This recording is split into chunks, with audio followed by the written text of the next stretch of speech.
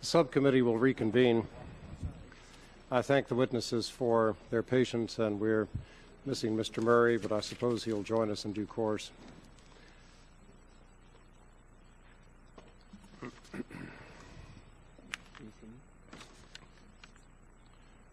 Can I go? No, I'm actually going to wait. Oh, I didn't. I'm going to ask another question or two. That's, with your indulgence. Yes. I was interested in the testimony that was asked by, that was provided by a number of the witnesses regarding the current roaming rules, and I would like to just ask each of you if you want to comment on this. Given the importance of the growing use of mobile data and the fact that so many people are now relying on their mobile devices as a major internet access and email application. In fact, I've got an iPhone. I guess I probably shouldn't advertise particular products, but I like it a lot. And I'm probably using that for email more now than anything that sits on a desk. And I'm sure that there are millions of other people having similar experiences with that device or other similar kinds of portable devices. And so given the growing importance of mobile data uses, has the time come, in your opinion, for us to provide automatic roaming rights for data similar to the automatic roaming rights that exist for voice services today? Mr. Murray, you've joined us, and we'll ask you first if you would like to comment. I think absolutely the answer to that is yes. We value competition, and we value rural consumers being served as robustly as urban. That's part of the promise of universal service. And unquestionably, these smaller carriers will tell you they can't get data roaming. It's not that it's been taken away, it's just never been there. And so I think we've absolutely come to the point where this is essential. If we want to not hit a brick wall and see consolidation really accelerate, I think data roaming is essential. Others care to comment? Very briefly, my time really has expired. Mr. Mina. I wanted to comment on that because it is such an important issue. Yes, all carriers need access to automatic data roaming. The VoIP example I gave in my testimony is a perfect example. In the future with 4G, is VoIP voice or is it data? Why would it matter? And there are countless telemedicine and other applications that customers need to use in their home footprint as well as they travel anywhere throughout the country, and that is a goal of ours to provide the type of services that customers want no matter where they go. All right. Anyone else want to offer a view?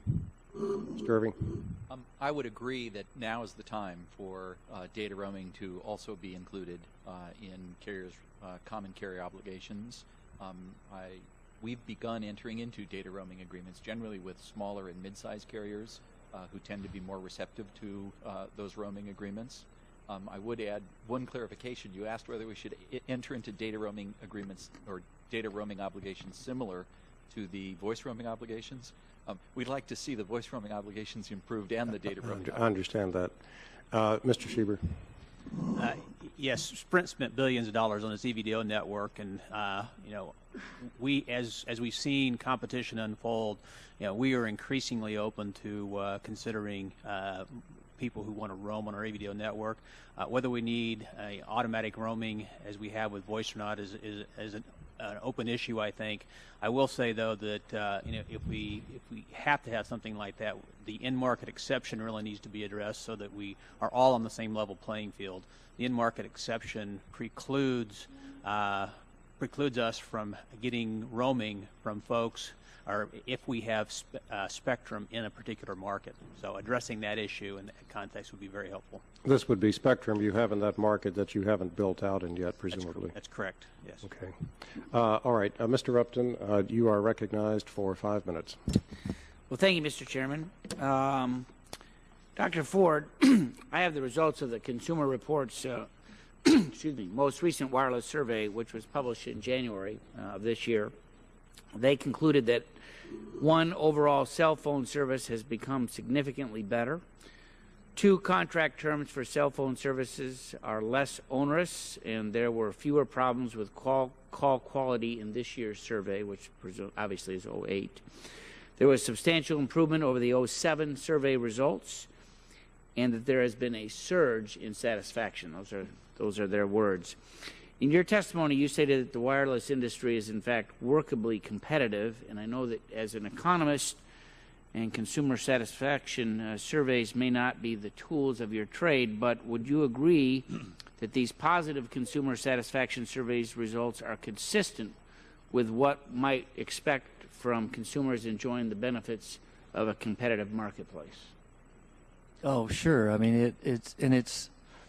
I think to some extent that the progression of the industry is part of the dynamic competitive nature of it, and you would expect things to change and improve over time. And with the advent of new services and broadband and new telephones, people are going to get increasingly happy. And we're looking at nearly 20% of the people falling off the wireline network. The mobile service would have to get better for that to happen. So sure, it's very consistent with that outcome. Thank you. Mr. Schreiber, AT&T and Verizon claim that CLECs and other proponents of special access reform have not provided comprehensive data on their networks as the Bell companies have. Are you willing to provide the FCC with the same data that the Bell companies have given the FCC? Congressman, we respectfully disagree with AT&T and Verizon. We feel like the FCC has a strong record of evidence. The FCC has what they need to act on this. However, if there's additional information that we can provide that would help the FCC get better clarity into the state of competition and special access, we're more than happy to provide that. But we would like the FCC to act on that and act on it quickly, though. So is the FCC, do they have any outstanding requests in for more information at this point or not? Not aware of any outstanding requests at this point. I think that they are working on something at this point, a request for information. Thank you. Mr. Pavlenka, in my view, we squandered an opportunity to make sure that backhaul capacity was available when we gave the white spaces away rather than auction them off. Do we still have an opportunity to correct that mistake in the FCC's reconsideration of the white spaces order? We our general opinion about the white spaces, the channels available in the white spaces in rural areas is that we could actually have multiple uses for it. Okay, I think several applications can coexist, and we're not sure that limiting options is the right way to do it, either through an auction process or a. But if they're valuable, why wouldn't we all benefit if they had been auctioned off rather than parts of it given away? We're not disagreeing whether there will be enhanced value out of it. All we're saying is there are some parts of the spectrum, I think, which are best served by set aside for certain types of applications, where you would be able to enable broadband over extended distances.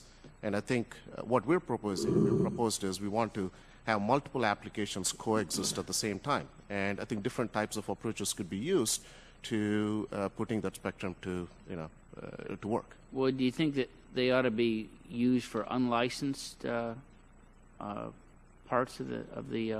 Should they allowed to be? Should those white spaces be allowed to be unlicensed? Sure. Yeah.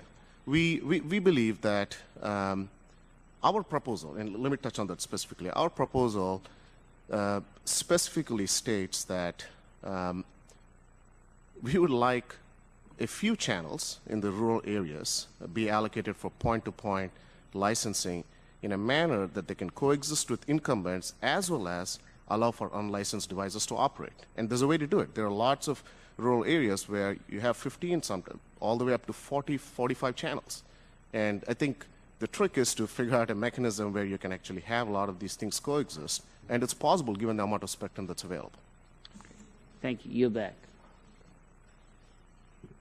Thank you very much, Mr. Upton. The gentlelady from California, Ms. Eshoo, is recognized for 5 minutes. Thank you, Mr. Chairman, and thank you to all of the witnesses. I think it's been a terrific panel, and I think that you've built a very strong case around the whole issue of whether we have real competition and what the outcomes are if we don't, and the state of affairs that we're in.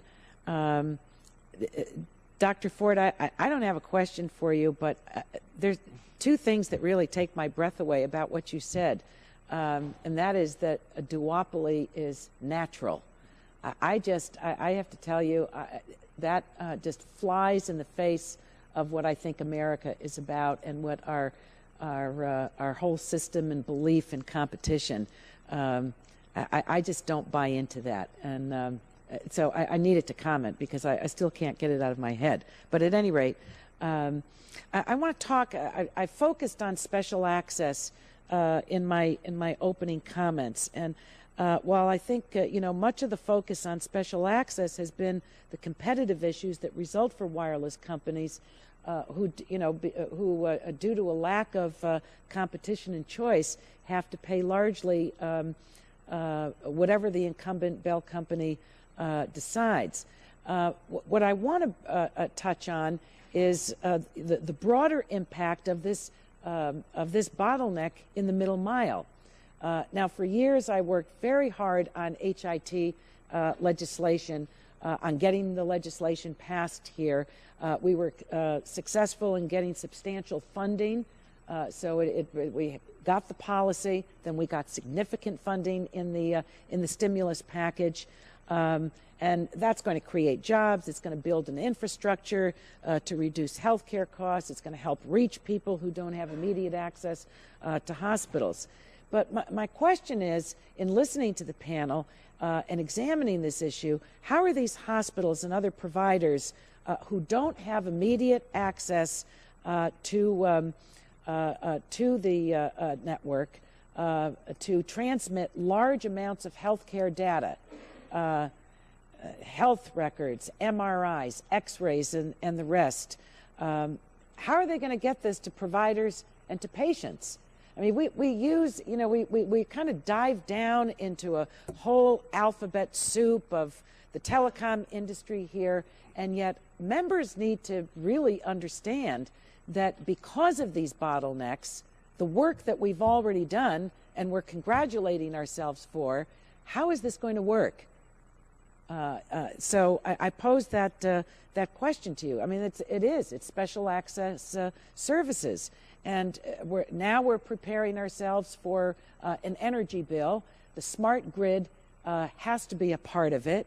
The data transmission requirements to monitor, to send information, control the flow of energy access, energy across the grid has to be in a very intelligent and efficient manner, and it will be substantial. And again, we bump up against special access fees. And I just want to put my own personal example on the table, and that is last year I explored the possibility of installing Cisco's telepresence technology in both my D.C. and Palo Alto office. And while it was fairly expensive, it was going to really do a lot for us and my constituents. But what we couldn't afford out of our budget was the monthly cost of the special access lines that were needed. They were in the range of $2,000 a month. So, I just start with my own operation on that. So I open it up to the entire panel on the special access fees and the exploration of these very key areas that we need, you not only need, but we need to operate, to transmit information, and we have the information technology, but in the 21st century, with these fees, I think that we're in real trouble. We're saying on the one hand, congratulations, Congress, we did all of this, but look what these special access fees are doing. So whomever would like to comment, I think Dr. Ford's not going to agree with me, so the rest of you can chime in. But congratulations, Dr. Ford. There aren't too many people that leave a few words with me that will remain just about forever. Anyway, go ahead. Yeah. Yes, ma'am. I'd like to try to answer that. Anytime you have two carriers that have a disproportionate power, then the prices that you experience are going to be prevalent. And the way to solve that is allow more competition, or maybe a light touch of regulation that will stimulate those duopolistic providers to do what they need to do. We have that same issue in the handset arena. They are the larger carriers are coalescing and bringing together market power to acquire the largest, a significant number of the most attractive handsets, and we are not able to provide those to our customers because of this market power that they exert. So that's why it's so important that that Congress step in and require that companies like us can sell the handsets we want, and that other companies can get into the special access business and do what they need to do to provide services at the rates that are competitive. Now, the chairman said something earlier, which was a very good question, asking about the stimulus funds and making use of them in order to, if I heard it right, to accomplish the goal of what some of us would like to see in policy. I think straight away we need a new policy. I want the companies to make good use of the stimulus funds, and I'm proud that we did what we did for underserved and unserved areas, and it's a good place to start. But I don't think that takes the place of a policy. But anyway, I think others of you wanted to weigh in on what I raised.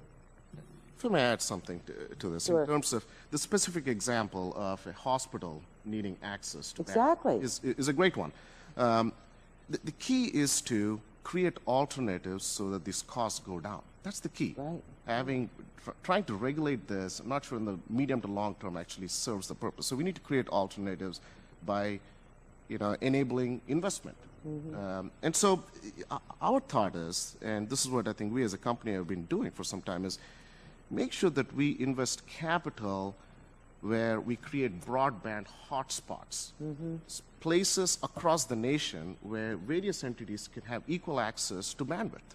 It could be a hospital, it could be a government facility. Frankly, it could be any of the wireless carriers, which is who we focus on today. But frankly, it could be anybody else. And I think under the stimulus program and the BTOP program, I think we have a unique opportunity to direct some of those funds to creating broadband hotspots so that we get the multiplier effect of opening broadband up to a larger community of users and not focused on just one segment of the marketplace. And we also believe that, approaches like this, could be expanded on an ongoing basis, much beyond the stimulus program.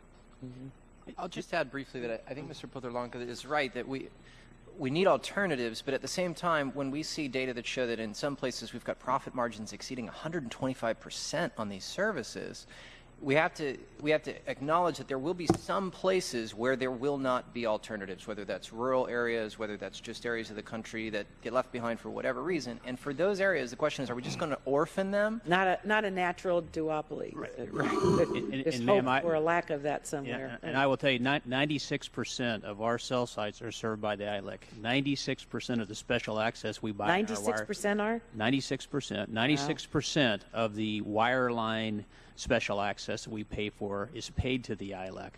In all honesty, in the interim, in the short term, I would be happy with a duopoly. It is not a duopoly; it's a monopoly today.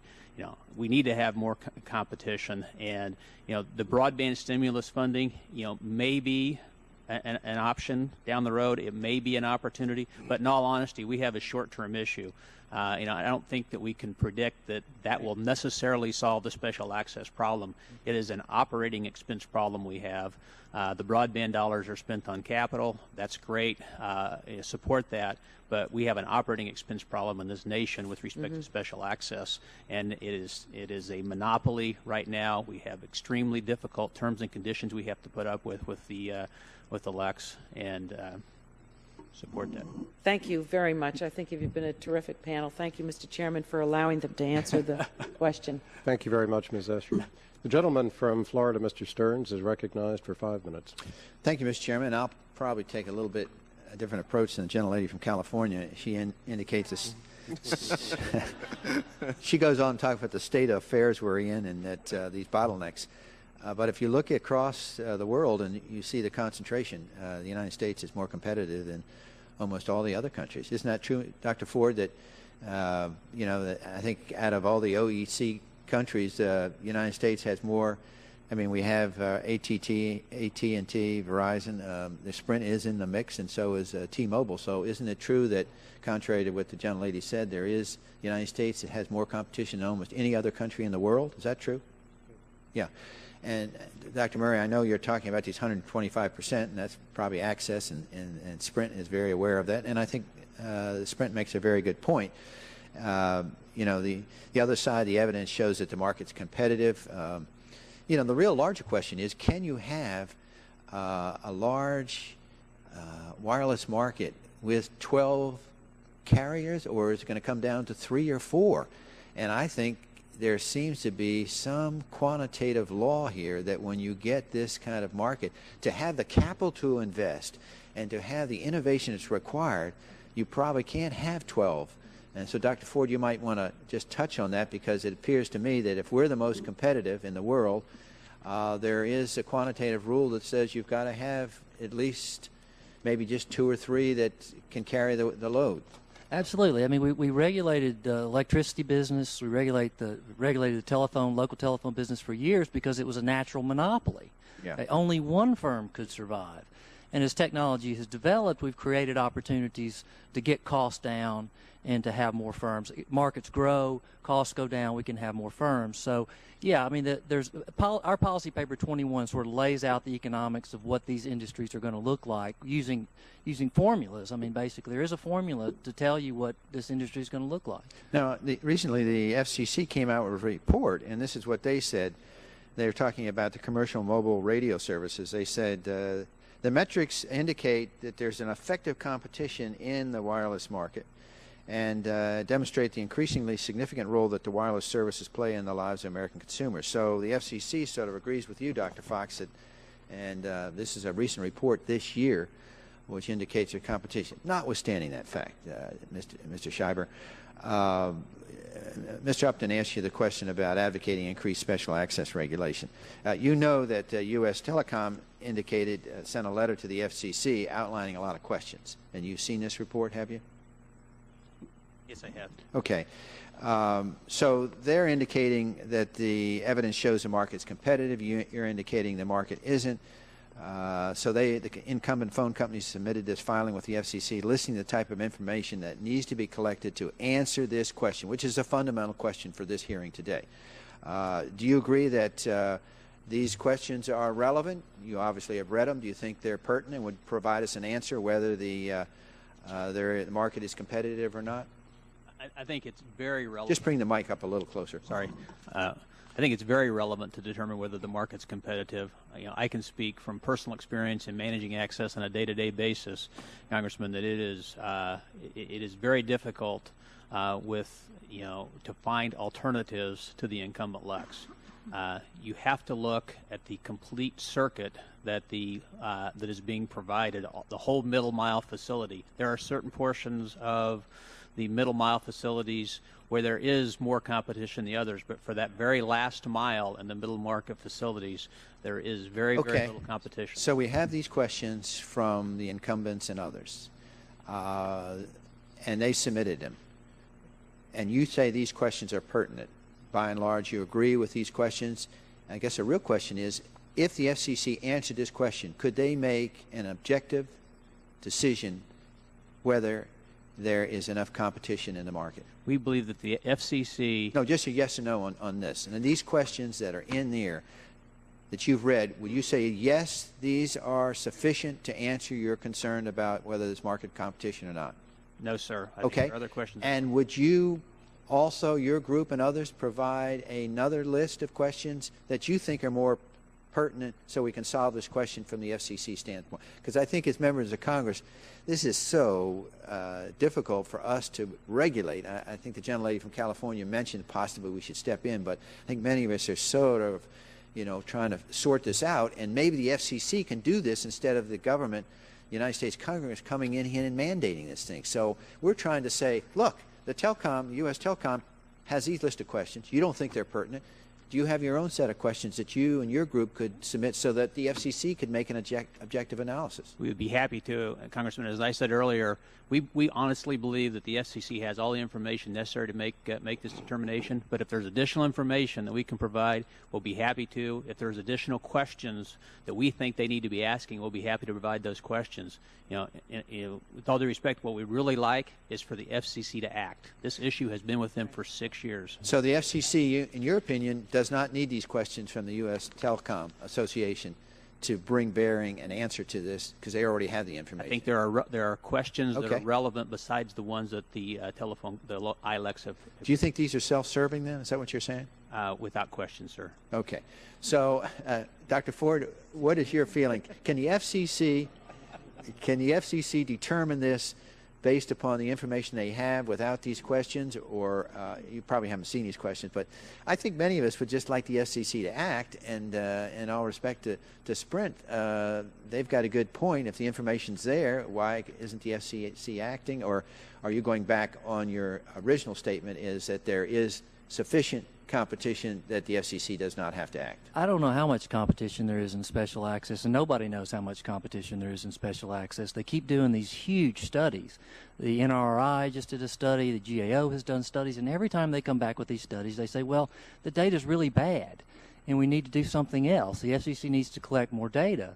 I mean, the evidence, I don't know, but the evidence for regulating special access tonight is really pathetic. I mean, if there was a 138% rate of return on special access, I wouldn't be sitting here talking to you. Mr. Murray says it's 125%. Isn't that what you said, Mr. Murray? I mean, it's just insane. These are regulatory books that the FCC has rejected as being relevant to this proceeding. The FCC, they collect the data and present it to people, and they say this is not relevant. I mean, 138% rate of return? I mean, we'd all be building plant. We'd be nuts not to. It just doesn't make any sense. But that doesn't say that they don't have a point, okay? The point is that somebody needs to get in there and do a really serious job and get data from everybody, because if there's going to be 2 or 3 people providing service, okay, you can't miss one. I mean, if you don't have data from one guy, you've missed everything. Madam Chair, I've asked my question. Is there anybody else on the panel that would like to tackle this? In addition to Dr. Ford and Mr. Schreiber? Anybody else? Yes, Mr. Murray. I guess I just want to challenge the economics for a brief second. I'll Sure. humbly do so, since I am not a tenth of the economist that Dr. Ford is. But classic monopoly behavior is not, hey, let's figure out how much output we can get out there. Let's produce the maximum amount. It's quite the opposite. Classic monopoly behavior is, let's reduce output so we can raise price on the services that we have.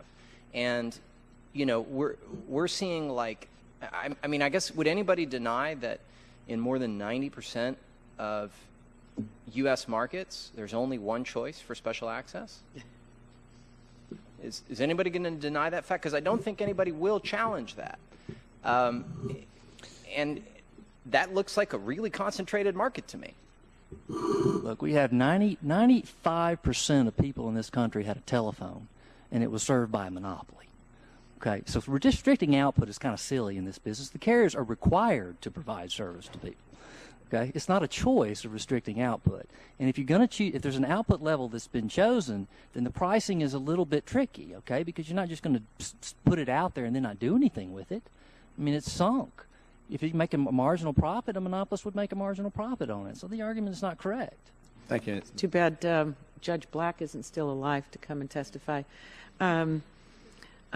Let's see, just exercising the prerogative of the chair, which I very, very seldom have ever had.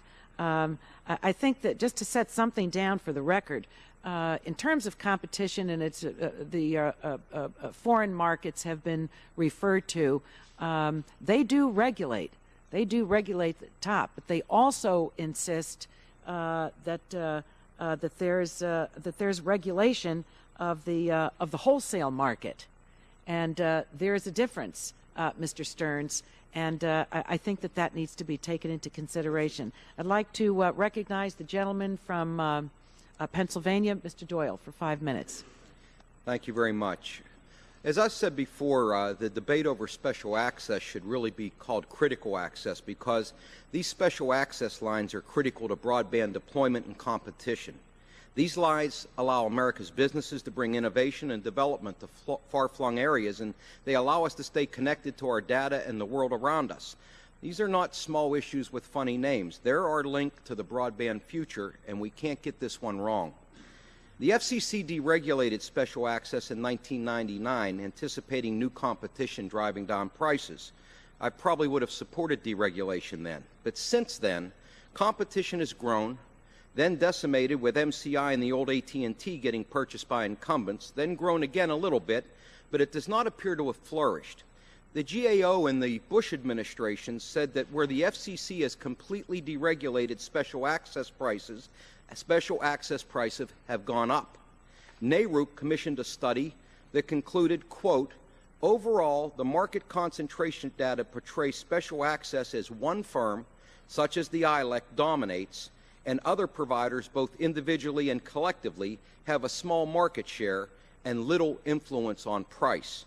The report also said that the time is, quote, certainly ripe for reform. Now, the incumbents say that the markets are highly competitive and that these reports aren't relying on the right data. I suppose I shouldn't be surprised, but these independent analyses are interesting.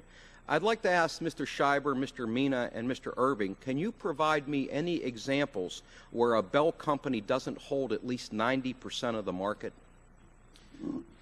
Sir, I can't provide any such example. As I've already stated, my testimony and then question and answers here, 96% of our special access circuits are with Select. I can't think of a single market where they don't have more than 90%. You know, your comments about this being critical access, as I said in my oral testimony, it's the lifeblood of the industry. And, you know, we in fact see access rates going up as you discussed. Specific example, we have a situation where we've had a 9-year contract with an ILEC. We had to renew that just last week, and I had two choices. I could renew under a new plan that was made available to me at a 28% increase for those circuits, or alternatively, I could elect not to renew under a term volume and term plan, and I'd have to pay 108% more than I had been paying for the last 9 years. So, Mr. Irving? We at Cricket have been following the debate carefully. Special access is, in fact, as been discussed, going to become increasingly important as we move to greater capacity and greater data. We're at Cricket very interested in seeing increasing competition in this field, but I'm not specifically aware of our own experience with middle access providers. Mr. Mina, are you aware of any Bell company that doesn't hold at least 90% of the market? No, sir. I'm not familiar exactly what the percentages are, but I do know that a free market is defined by willing Can you buyer. pull the microphone up so everyone can hear you? Yes. I think everything you're saying is important. Okay. And especially so because I agree with you. So we went Okay. right in the microphone. Appreciate that. Yes, I don't know specifically what the percentages are, but I do know that a free market is defined by willing buyers and willing sellers, not seller. And that's what seems to be a bottleneck for my cohorts here. Our big issue is related to devices and roaming, and special access doesn't matter if our customers can't get the devices they need and can't get access to data roaming nationwide. Mr. Irving, in your testimony, you mentioned several proceedings pending at the FCC that deal with roaming. Can you explain to the committee your understanding of the roaming conditions of the Verizon Wireless-Alltel merger, and in your opinion, do you think those merger conditions have been violated? I do. In connection with the merger, the wireless merger proceedings, and in fact with all major wireless merger proceedings in the last several years, the issue of roaming has been addressed at has been raised to the FCC. And the reason it's been raised is because mergers of major companies eliminate one of few roaming partners that are available in the industry. The issues with respect to Alltel and Verizon merging, roaming came up. Verizon has a policy of carving out large geographic areas from competitors where they prohibit roaming, and there was concern that the elimination of an Alltel partner would further exacerbate that problem. So, in connection with the merger proceeding, the FCC imposed a condition that said that small and mid-sized carriers who dealt with Verizon and Alltel could choose either the Alltel agreement or the Verizon agreement to cover their roaming traffic. Verizon is known for having large geographic carve-outs in which they prohibit roaming. The Alltel agreements didn't have that. And so this merger condition ensured that roaming would be available. Although the condition has been in place, and although the merger has occurred, Verizon is taking the position that not only can they use geographic carve-outs for their own markets, but they are free to do that with Alltel markets also. So I believe that they are violating the condition that the FCC put in place. They're not violating it. They're reserving the right to violate it. They're putting competitors like Leap in a difficult position. We've asked the FCC to clarify, and we hope the FCC will clarify rapidly. I see my time has expired. I thank the chair. Thank you. The gentleman from Illinois, Mr. Shimkus, is recognized for 5 minutes. Thank you, Madam Chairman. Steve, do you want to go? Okay. Thank you, Madam Chairman. Thank you for sitting in the chair, and you all for waiting through the votes, and sorry about missing some of the testimony. Let me just ask a simple question. Do you believe the auction of more spectrum with fewer conditions will benefit the consumer? Yes or no? And maybe why, if you got a short answer. Mr. Schieber? Sir, I'm not a spectrum expert. I'm not sure that I'm qualified. Okay, that's fine. Ms. Irving? Absolutely. I think the answer is yes. I was prepared to tell the committee that spectrum was the lifeblood of the wireless industry. Special access apparently is the lifeblood, and spectrum also, but we would like to see additional spectrum auctioned off with few conditions so that small and mid-sized carriers can continue to compete. Great. Yes, I don't think the name of the game in our industry is necessarily access to any kind of spectrum. Access to low-band spectrum is particularly important. When I say low-band spectrum, I mean 800 megahertz, 700 megahertz. Last year, we were able to acquire 700 megahertz spectrum that we're not able to actually build out because of the issues related to handsets and not having access to automatic roaming, automatic data roaming. And so there's spectrum. But let me ask, because the question really is about if we place additional conditions on the spectrum that we auction off, would that make it more difficult to you in your decision to purchase or bid on it? It just depends on what those special conditions are. So if we added conditions without a definition, that does change your parameters a little bit. Well, let me give you an example of specifically what you're asking. We were hoping there would be special conditions tied into the 700 auction that would require automatic data roaming for those who bought, I believe it was the C block spectrum last year. That did not occur. If that special condition had been in place, we were supportive of it. We would have been very pleased if that would have come about. Okay. Sir? We believe we're qualified to talk about spectrum as it relates to middle mile. And our opinion is making more spectrum available for middle mile, I think will create more options. And actually targeting a Okay, I have limited time, so let me just go to Mr. Murray and then Dr. Ford. So more spectrum would clearly benefit consumers, but the central tragedy of the last 10 years of policymaking, I would say, is the fact that we had the best opportunity of a swath of spectrum coming up, and who got it? The same two dominant carriers that we're trying to create competition to. But the question is, if we put restrictions on spectrum... Right, so presumably you're referencing... Do you like that? Block. Well, you're referencing, I guess, the C-block openness conditions, and I see, if those conditions help the marketplace to move towards more openness, get more devices, more applications out there for consumers, I think that's a net win for consumers, and I actually think... But obviously the return on investment from the government on some of the auctions because of restrictions was less. Well, let's remember this is the public's spectrum. It's actually not the government's spectrum, and what's the value of a public park? Could we presumably earn a little bit more revenue if we sold that land for the public park? Well, but you also have to remember that people have to put in a lot of capital to make that spectrum worth anything. Otherwise, it's worth nothing. Right, but some would actually argue the opposite, that in some cases, by putting on certain kinds of conditions, you may actually increase the number of bidders that get into it. Does anyone agree with that? When you increase, those of you who can't debate this issue, I understand that, but Mr. Irving, do you agree that adding additional conditions will bring in more bidders or less bidders? you know, there are conditions that that could bring in more bidders. Right now we have so it's hard to Does it restrict the ability of us to get a better return on the investment of the spectrum if we view it as a public asset that we do sell? I'm sorry, I apologize, I didn't hear your question. Well, I mean, if we put conditions, does it inhibit our ability to raise the revenue from the bidders as we specify what goes on there? Let me just move on to another question because Could I take a shot at that, please?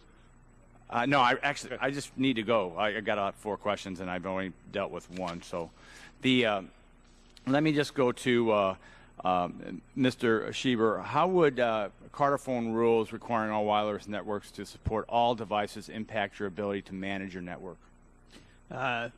It would have significant impacts. I'm not a network engineer, but you know we are very cognizant of managing traffic to ensure that all of our customers have equal access to our network and putting other devices. And let me just, if I may, Madam Chair, and I'll finish with it. Would service quality be affected? Very well could be, yes, sir. Thank you, Madam Chairman. Thank you, Mr. Shimkus. The gentleman from California, Mr. McNerney, is recognized for 5 minutes. Thank you, Madam Chair. And I want to thank the panel for your testimony this morning. I've learned a lot, and I find it especially helpful, especially regarding special access and black halls. So I know it's not easy to testify, so I appreciate you coming up here. I'd like to see a competitive marketplace in which the little guy has a chance to become a big guy, and that's kind of what we're talking about here. And I particularly like your comments, Mr. Murray, that it's not necessarily about over-regulating, but we need to use our oversight authority to haul non-competitive players in here and make them explain themselves in front of us. And that's something that I hope the committee can follow up with. My first question goes to you, Mr. Murray, and you, Dr. Ford. I definitely appreciate your economic perspective on this, but there are a few large telecom players that dominate the field, especially regarding the spectrum, while several smaller companies are clawing it out for the scraps, for the crumbs. How do you propose to run the next auction so that it's more competitive for the little guys to get a part of it? Mr. Murray, could you take it first? I think, frankly, we just need to look at rules that perhaps have a filter which looks at dominant carriers. If you've already got a ton of spectrum, if you're already massively dominant in the industry, it's possible that we should consider a spectrum block which is a competitive spectrum block. So that by its very nature, that would get more people to bid if Exactly. you were blocking. Mr. Ford, Dr. Ford? You can hope for some things that you can never have, and Okay. this industry is very costly to be in, and you Right. can try to force somebody in it, but that doesn't mean they're going to survive. Okay, they're going to have to spend billions of dollars every year to keep that network running. If they cannot generate the business, then all you're doing is waiting for some bigger guy to gobble him up, and you've created a massive inefficiency. Okay, what we have to have in this industry is a dramatic rise in either the market size, the expenditures, and maybe broadband will help with that, or a significant reduction in the cost of the network. And I haven't seen either of those really happen. I mean, we're really at the point now where we're about to lose possibly another wireless carrier, and it's not because of some malfeasance or government incompetence in regulating the industry. It's just that it's too competitive for 4 or 5 people. It's just too competitive. It's just the nature of the business, man. I mean, like Ms. Eshoo, I have a trouble stomaching that, geez, we need to let the bigger players get bigger so that they can spend the money they need to spend the money. Well, you're going to have to subsidize them to run the market. You're going to subsidize them makes otherwise. sense. That's the only choice, because they're going to lose money. If you have 5 of them beating their brains out, they're going to lose money. They have a debt to pay when they build that network. They have to have revenue to cover that cost. That's the only point, right?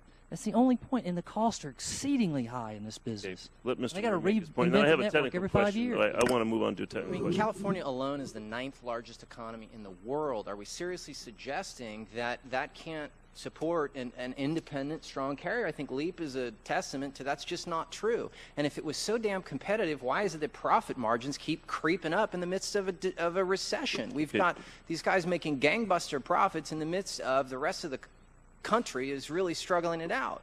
That, to me, says market power. We've got evidence of market power left to right in this industry. We've got anti-competitive behavior, blocking applications, can't get exclusive contracts on handsets, can't get special access. What more evidence do we need that this market needs some oversight? Okay, thank you. I'd like to move on to a technical question, actually. Mr. Schreiber, you said you're not a technical person regarding the spectrum, but you're about to make massive investments in G4, I understand. Is that correct? Sorry, G4? Yes. Oh, 4G. 4G, excuse me. Yes, I'm sorry, yes. A little dyslexic. Yes, through our a company, Clearwire, that we own a portion of, yes. So is there a problem with 4G in regard to interference between neighboring portions of the spectrum? In all honesty, I believe that any time that you have spectrum that butts up against itself, you always run the risk that there is some sort of interference. I know it's something that our engineers deal with on a regular basis. Is that a particular problem we need to? I mean, 4G has a tremendous amount of bandwidth and content. There must be some spillover that exceeds that of prior generations of technology. I have not heard anything that indicates that the engineers can't manage the spectrum appropriately to ensure that there's not interference. Okay, anyone else in the panel have a comment on that question? I think Mr. Schreiber is right. You have that at any spectrum band. You could have bleed over and interference if it's not managed properly. I don't know of any special situations with 4G other than incumbent broadcast TV stations at the 700 megahertz level that there might be some interference with when companies like ourselves offer 4G services at the 700 megahertz band. Okay, thank you. My time's expired.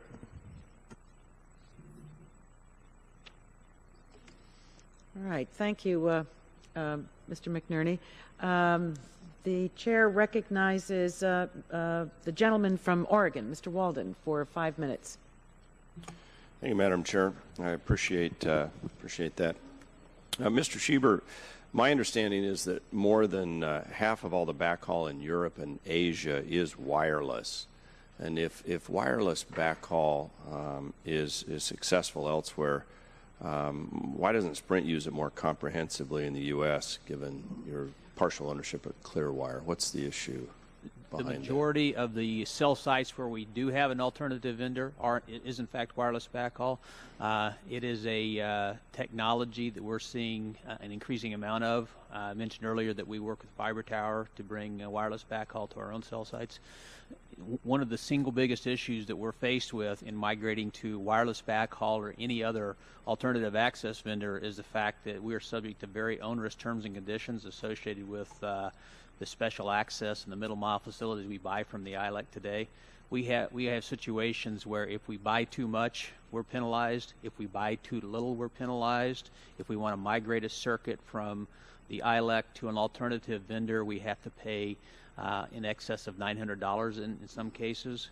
It's very, very difficult and very onerous to move, and so we have to be very cautious to avoid incurring termination liabilities. And unfortunately, we were forced to sign up for those contracts because without signing up for those contracts, we had to pay even higher rates above and beyond what we're paying today, which, as we've heard today, we already see exorbitant rates of return on special access in the ILECs. So it's not because T1 lines are so cheap? No, sir. T1 lines are not cheap. 1/3 of our operating costs associated with operating a cell site are for T1s and the middle mile facilities. Okay, because your CTO Barry West, I guess in 2008, made some comment about that T lines are cheap, and that's part of the reason. And so I was just wondering. And in certain parts of the country, in very dense urban areas, if there's a relatively short distance between a cell site and a LEX central office, you may very well see some less expensive T1s, but it is not a cheap technology for us to buy. Okay. Dr. Ford, you were making some comments about just the extraordinary cost of whoever's building this out over time and the need to get return on that. Mr. Murray, I think, had a little different perspective on that in terms of, I think your line was the gangbuster profits right now. And I'm curious, Dr. Ford, if you want to respond to that. Well, I mean, I don't see any evidence of gangbuster profits. I mean, you could say, well, there's gangbuster profits in special access. Well, I thought we were talking about the wireless industry, and there are 4 or 5 wireless carriers in California. I mean, there is enough market in places for that to exist, and there are areas we heard earlier from members of the subcommittee where I don't have enough wireless, right? And there are rural areas where the markets are very small, but the cost of deploying the network is not that much different, or even higher in rural areas. So the economics drives this thing. I mean, you cannot just say, I want more competition. The economics are going to tell you whether or not you can have what you want. So in the end, firm profits are the only reasonable measure of how competitive the business is, because for any given product may be above cost, any given product may be below cost. So it's across the whole scheme of the business venture that you have to measure the competitiveness or profitability of the business. Well, I'll tell you, it seems like this Congress and administration have certainly have an attitude of nationalizing everything once it is broke, so I hope we don't create something else to go after. Of the 90, I think I read in some testimony 99% of America has access to cell phone cellular coverage right now. I must be the winner then of that 1%, because up until a year ago, at least 2 county seats, well, at least one I know of for sure in my districts, did not have cell phone coverage. U.S. Cellular came in there, and I know they're considering another town in my district. And there are still lots of these rural areas where we don't even have one carrier. And it wouldn't be fair, Mr. Murray, if I didn't let you respond now to what Dr. Ford said. There's a lot to respond there, sir. One thing I would say is I don't see this at all as moving away from a market economy. In fact, this is quite the opposite. This is how can we maintain free markets? How can we maintain competition? That's what I'm saying. My perspective has always been I prefer competition to regulation.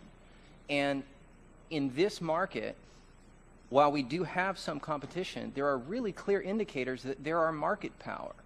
And the Department of Justice uses things like 4-firm concentration ratios, HHI indices. The fact of the matter is those numbers have been creeping steadily up in this industry. And to complement that consolidation trend, we see evidence of abuse. And so all I'm saying is, in order so that we can have a free market and have these companies stay strong, thrive, what we need to do is make sure that the dominant carriers aren't abusing their market power. This has been the story of competition for more than a century. All right, Mr. Irving, do you want to just respond? And then yes, very quickly. I'd just like to point out that I think small and medium carriers are help make the industry vibrant and innovative and competitive. And what I'd like to see is I'd like to make sure that to the extent that there are forces essentially tending toward elimination or marginalization of small and medium carriers, that we act to address those forces so that we can continue to be innovative driving forces in the industry. All right. Thank you. And thank you, Madam Chair, for your indulgence on the time. Thank the gentleman who's always so thoughtful and well prepared. Dr. Ford, you talked about California. You mentioned this. I want to set something down for the record here. Now, according to the GAO report on special access, in Silicon Valley, most specifically San Jose, California, perhaps the most data-hungry area of the world, competitors have access to only 6.2% of all buildings. To put it another way, the incumbent provider, AT&T, is the only provider of access in 93.8% of all buildings. So if you think that's competitive, I'll eat my hat. I mean, but this is so worthwhile to drill down into this, but I just wanted to get that on the record. No, I'm going to recognize now the gentleman from Indiana, Mr. Booyer, for 7 minutes.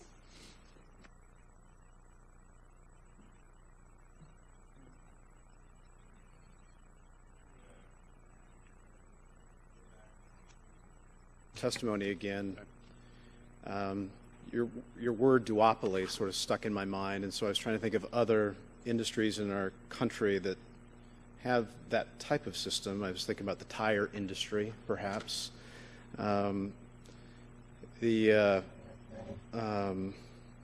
There are industries out there that are have really dominant players. You might want to call them duopolies, but they really aren't. So you've got Coke and Pepsi, right? And then a whole bunch of others. Right. And that's exactly what you got here, too. So I don't know. Maybe I don't want to be a lawyer and be nitpicking at your testimony here. I don't agree with that. You can't say duopoly and then can't count. Okay? So whoever wrote that for you can't count. So don't call it a duopoly. Yeah, that's the only point I'd like to make. It's easy thing to. I'm just fine. It's an easy thing to throw out there. I'm just being very cautious to you. Sure, go ahead. Yeah. Well, what I'm saying is that. Move your microphone. Okay. When I was in college, I walked on to play football at Ole Miss. There were 2 scholarship quarterbacks and 5 walk-ons. Were there really 7 quarterbacks or 2? And 7? No, I tell you there were 2, because there were only 2 that got to go to the scrimmages, 2 that got to put the game jerseys on, and those type of things. Yeah, you could count 1, 2, 3, 4, 5, oh, I see. 7. So the other 5 didn't make the other 2 better players? No, sir. Here's why. Here's the example. Where'd you go to school? I went to University of Mississippi. But let me finish, please, sir. The 2 that are duopolistic in our industry have built their companies on low-band spectrum, 850 megahertz, and have put together licenses throughout the nation on the most attractive beachfront property spectrum. And when the auctions occurred last year, where more of that spectrum, low-band spectrum, was let or was auctioned, they were able to acquire more and more of that. That allowed them to continue to build their business on the best spectrum possible in the wireless industry. All right, let me reclaim. And that's the advantage they have. Let me reclaim my time then, because I'm getting a sense then that you would believe that all wireless carriers should have equal access to precisely the same type of wireless headset, regardless of who made it. Is that what you believe? What's that? Is that what you believe? I do believe that every wireless user should have. I'm trying to figure out what you believe. Okay. Then if that is the belief, and you're asking us to adopt that belief, where is the incentive to collaborate and innovate and create differentiating products? I tell you where the incentive is in competition. These manufacturers want to sell every device they possibly can. For example, iPhone. iPhone today is limited to just selling to AT&T customers. Manufacturers desire to sell their product, just like we desire to sell our products. Well, if in fact we had a paradigm, actually strike the word paradigm, if we had a predicate of your belief, where is the incentive for someone to join and put at-risk capital into the marketplace to create anew? That's the iPhone. And so when you have someone who actually wants to innovate, do something new and different, and create something new and different, it excites the consumer, and then everybody goes chasing after the mark. Sure. All smartphones. Will you agree with that? I do agree with that, and I can even add on to that. Well, then if you agree to that, explain to me how that is congruent to your predicate. Here's how it's congruent, is that all users want access to the latest and greatest devices, especially smartphones this day. We're seeing a great migration from the plain old cellular phones to smartphones, including iPhones. BlackBerries are another example of that. Our average revenue per user in smartphones is $10 less than other companies' average revenue per user. If you have one company that has one device, they do not have that opportunity to take advantage of the price differential that we might offer and others might offer. You know, I could use your same analogy into the pharmaceutical market. Mm-hmm. You know, we deal with these exclusivity arrangements. When someone goes to the marketplace and they take the risk, meaning they're willing to also accept the loss of the marketplace, and when they have a blockbuster drug or you have a blockbuster product, then everyone dives for the product, and they want access to it, and they demand their access, and then they demand their subjective belief under an objective standard called fairness, and they want us or the FCC to determine it. Okay. The reality is that I suppose King Solomon, so long ago, said when it comes to human vice, in particular greed, that there is nothing new under the sun. Now, let's be pretty doggone honest with each other. That's what this is about. It's about money. It's about how we gain access to that dollar and want to chase it.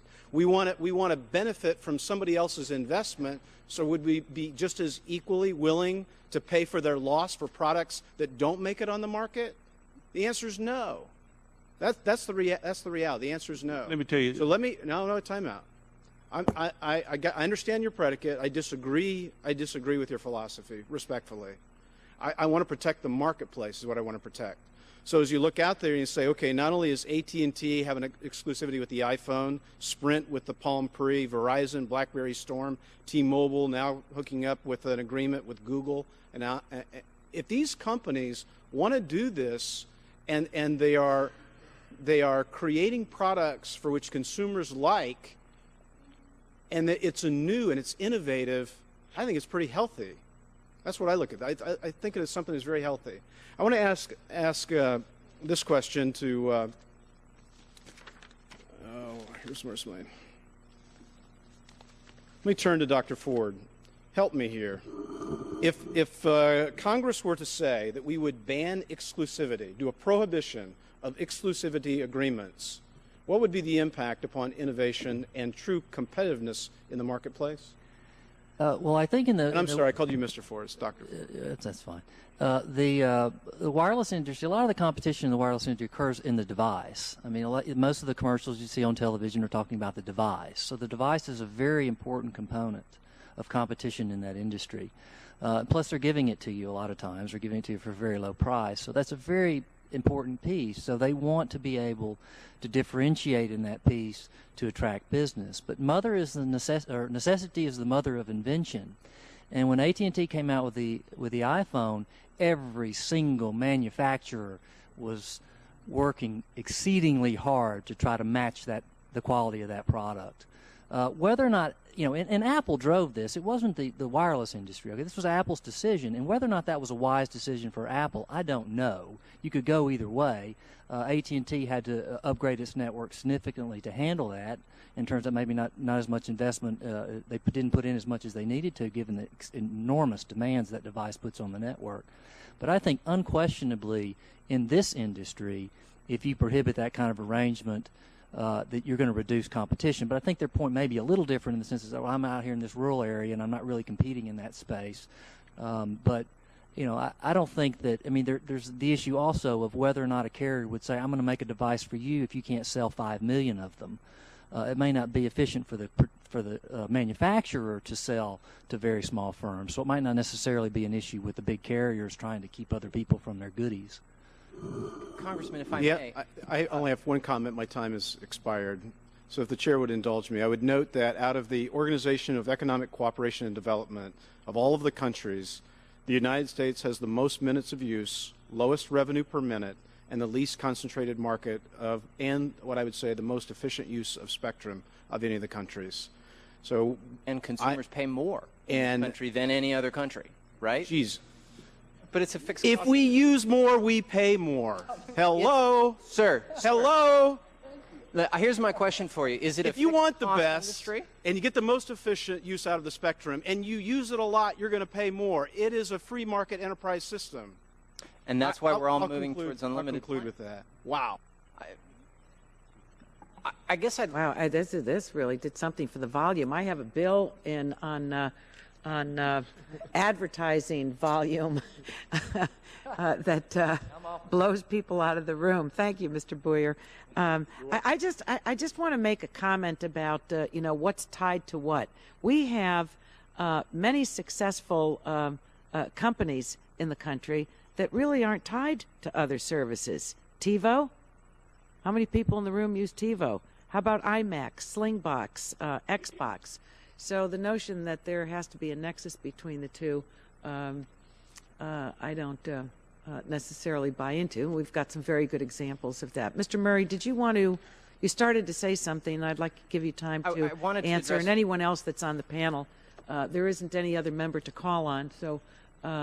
we've got a few minutes here, and Briefly, then I wanted we'll to adjourn. address Mr. Boyer's point, which Mhm. was the network is not the innovator here. It is the handset company who's doing the innovation, and I challenge the premise that is a free market, that we're going to maximize returns to that handset manufacturer by telling them, limit the universe of people that you can contract with. That is just fundamentally wrong. If we want to maximize the incentive for people to build sexy new devices, let them sell it to everybody. The only reason that manufacturers have not come out against these exclusive deals is because they're scared of the retribution that they will get back from the carriers. The carriers are not innovating here. It's the handset manufacturers, and it's just wrong if we say we're going to maximize their incentives by limiting the universe of people that they can sell to. Don't they work together? Well, the gentleman hasn't been recognized. Most of that innovation is coming from the manufacturers. Most of it's coming from the manufacturers. Anyone else want to chime Can I in on speak to this? the pharmaceutical issue? Quickly. In a rural area, what if there was just one, let's just say there was a Walgreens and not a CVS, and Walgreens had and CVS had access to a life-saving drug? Is it not fair for those who live in the rural area to have access to that life-saving drug? And that's what we're dealing with here. Is it not fair that those who live in rural areas not have access to the latest and greatest devices? Well, I think that today's hearing has been highly instructive. And there obviously are divergent views on the committee, but I think that we have not just skirted along the surface, we've really dipped our wings into the important issues here. And I think the area of special access is something that deserves a great deal of attention, not only by the Congress, but by the FCC.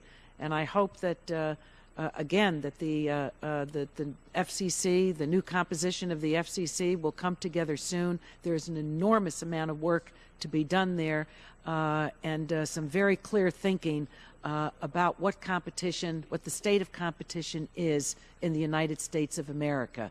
We're all for competition. I mean, it's in the DNA of every American. But if well, I won't editorialize that. So I want to thank the audience. You've been a patient one. I don't know if we've so mesmerized you by the great content of the hearing, or that you're employed by some of the interests here. But whatever, it's nice to see that the room remained full.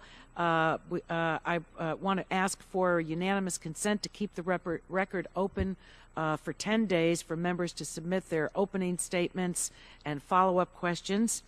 And also the chairman, not the acting chairwoman, the chairman has also included AT&T and Verizon to submit statements for the record, which I find very interesting, but that's what he'd like to do. They didn't testify today, but they're going to be allowed to submit statements for the record. So that's the unanimous consent request, and not hearing any objections. So be the order, and the subcommittee will now adjourn. Thank you, everyone.